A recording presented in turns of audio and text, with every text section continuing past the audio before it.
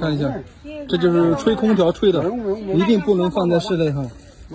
对，这个恢复的话已经很难了，这个叶片都死了。这里有几片叶片，但是已经不怎么好了，对不对？所以的话，盆景一定不能放在空调房，这个是很忌讳的。现在估计也养不好了。长期放在空调房间里面是吧？对，这个长期不能放在空调里面。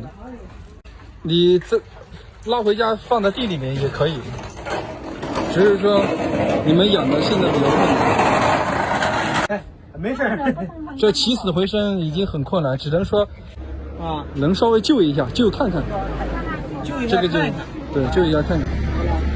如果你们有盆景在空调房的话，那赶紧搬出来晒太阳。